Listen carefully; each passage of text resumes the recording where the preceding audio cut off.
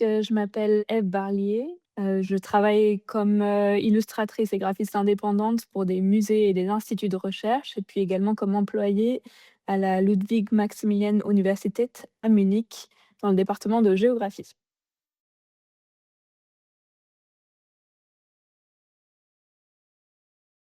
Alors, là, j'ai une mission assez spécifique, donc je travaille exclusivement pour le département de géographie. Et je travaille, en particulier pour un projet qui s'appelle CDR Terra. C'est sur des problématiques environnementales, sur la captation du carbone, son stockage et différentes, méthodes pour l'éliminer et aller plus loin que la neutralité carbone. Et je réponds à des briefs particuliers, donc ça peut être, pour des illustrations d'articles. Je m'adresse directement à des chercheurs et des chercheuses qui sont spécialisés dans le domaine et là, donc je travaille aussi de façon très proche avec les personnes qui sont en train de rédiger les articles en question.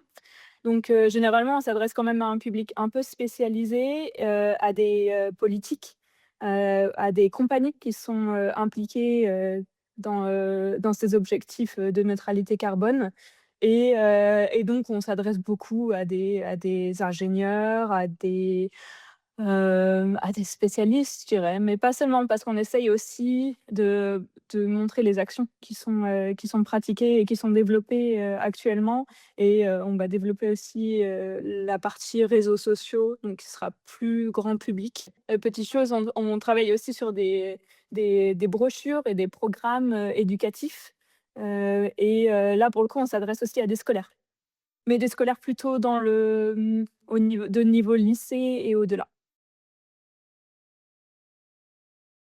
Avec mon travail à l'université, c'est un travail assez classique. Je travaille de lundi à jeudi, donc j'ai un bureau assigné avec mes collègues dans le département de géographie. J'y vais, presque tous les jours. Je travaille sur des missions en partenariat avec, des scientifiques et une équipe de communication. Donc on peut, choisir l'agenda, on a des réunions régulières et je travaille de façon, assez indépendante, dans notre groupe. Et sinon, pour ce qui est de mon travail comme indépendante, je travaille à la maison en général ou parfois à l'extérieur si le temps le permet.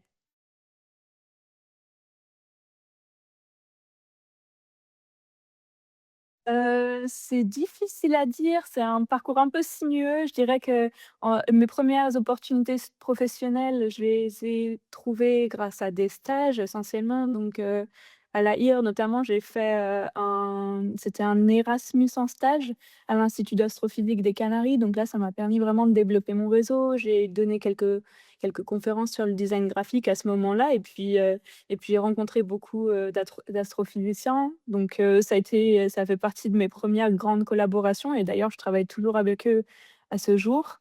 Et pour ce qui est des emplois, à Cambridge University Press, j'ai postulé tout simplement. D'abord, on commence en soumettant un CV et une lettre de motivation, un portfolio éventuellement et ensuite, généralement les compétences étaient testées soit sur place, soit avec une petite tâche à réaliser en amont d'un entretien.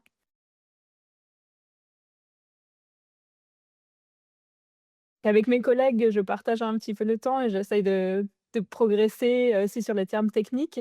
Je développe, ma pratique de l'allemand de façon un peu, étrange, à savoir que je connais des termes très techniques, sur, la captation du CO2 ou, voilà plein de choses liées à l'agriculture, à la science et cetera et par contre au quotidien, c'est un petit peu moins étayé. Pour mon travail en tant qu'indépendante, je travaille en 3 langues. Je travaille en anglais, en français et en espagnol, et l'allemand pour moi, c'est nouveau dans un contexte professionnel, donc c'est, vraiment une des difficultés que je rencontre depuis que j'ai commencé et je dirais qu'à 50 du temps, mon travail s'effectue en allemand et 50 du temps en anglais. En revanche, les contenus sur lesquels je travaille sont quasiment exclusivement en allemand.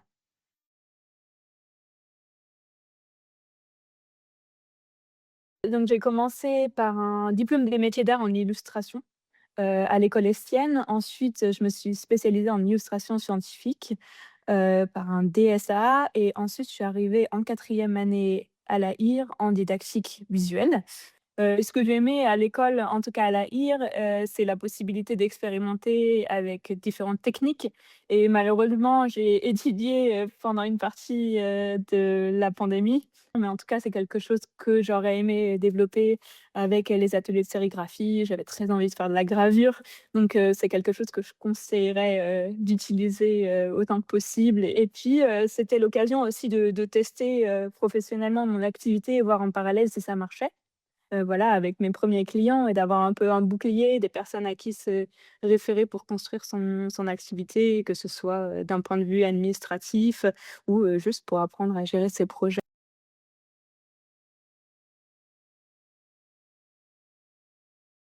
Je pense qu'il y a toujours des compétences qu'il faut que je développe. Ce qui est le plus difficile, c'est la gestion de son portfolio de clients et ses projets. Parce que les projets, sont généralement, superposés et donc gérer son temps, c'est très difficile. Gérer aussi les demandes, et arriver à, définir sa méthode de travail et puis, autre chose que j'ai trouvé très difficile aussi, c'est de négocier, les contrats, négocier, de façon à avoir, un paiement qui soit juste et qui permette de vivre. Le conseil principal à la sortie de l'école, c'est de pas hésiter à développer son réseau et surtout son réseau local, d'aller voir, des expositions, de rencontrer des personnes qui sont dans le milieu et de pas hésiter à prendre des petits projets pour ensuite, développer ces contacts-là, se laisser le temps d'apprendre. Écouter, apprendre des gens avec qui on travaille.